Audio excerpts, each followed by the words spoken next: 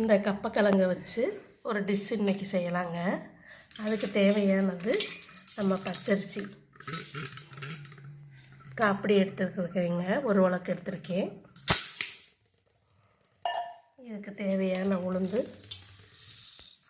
இவ்வளோ போதுங்க.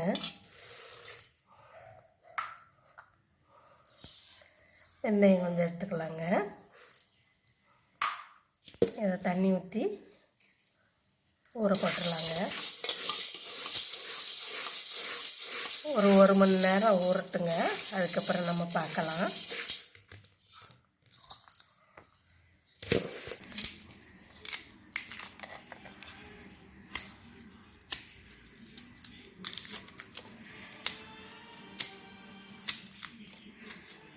தண்ணியில் போட்டுடலாங்க. மண்ணாக இருக்கும் இந்த பகுதி, அதை கூட கொஞ்சம் சேர்த்துடலாம்.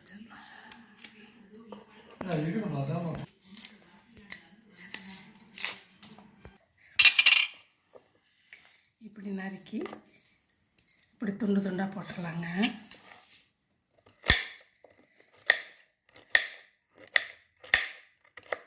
இதே போல் எல்லாத்தையும் நறுக்கிக்கலாங்க.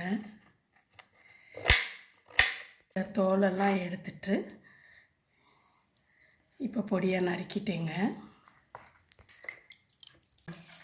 மிக்ஸி ஜாரில் போட்டேங்க, அரைச்சிடலாங்க.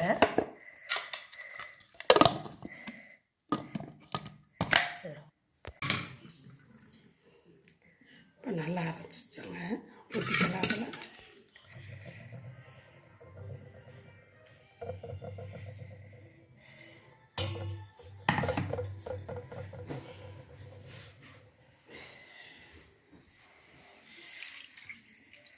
கிழங்கு அரைச்சிடலாங்க.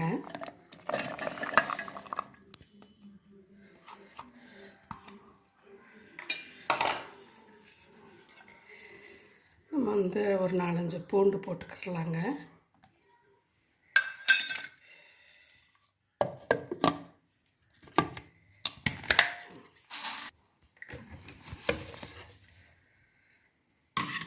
கிழங்கு நல்லா அரைச்சாச்சுங்க.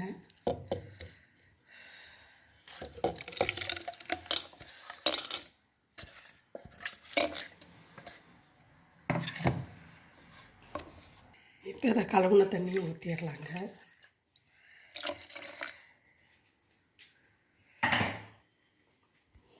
உப்பு போட்டுடலாங்க.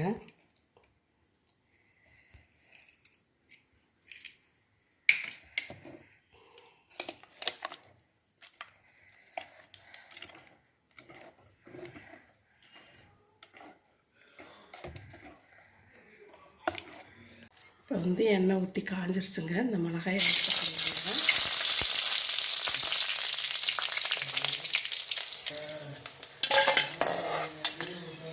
பச்சை மிளகாயை போட்டுடலாங்க.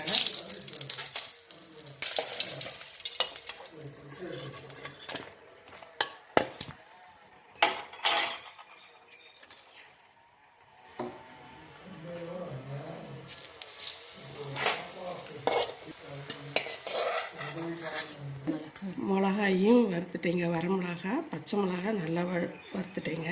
புளியும் வறுத்துட்டேங்க. அடுத்து நம்ம வந்து உளுந்தையும் கடல் பருப்பையும் வறுத்துடலாங்க.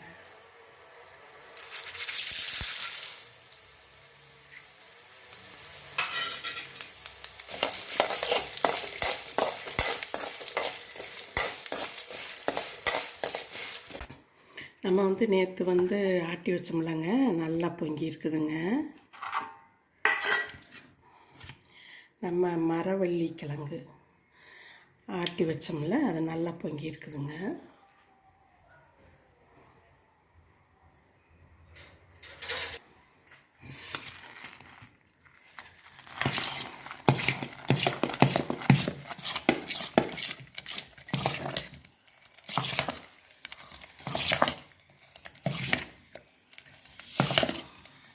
நம்ம வந்து தோசை ஊற்றுற பக்குவத்துலேயே நல்லா இருக்குதுங்க. தண்ணி இனி நம்ம ஊற்ற வேண்டியதில்லை, கரெக்டாக இருக்குங்க.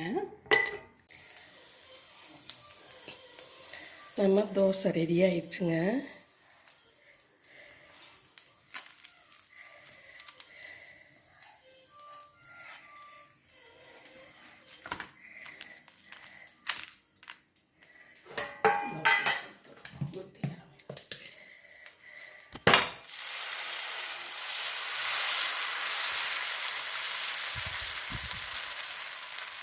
ஊற்றிட்டேங்க, மூடி வச்சிடுறேங்க. வந்து சட்னி தாளிக்க எண்ணெய் ஊற்றிட்டேங்க. இப்போ கடுகு உளுந்தம்பருப்பு போட்டுடலாங்க. இப்போ இந்த சட்னியில் தாளிச்சதை ஊற்றிடலாங்க.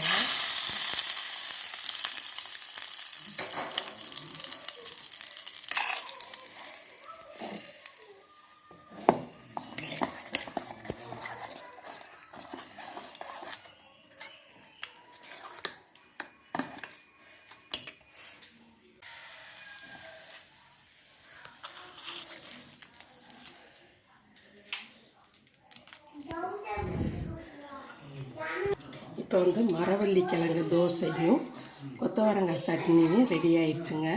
வாங்க சாப்பிடலாம். உங்களுக்கு பிடிச்சிருந்தா நீங்களும் இதாட்டம் செய்து சாப்பிட்டு எப்படி இருக்குதுன்னு சொல்லுங்கள்.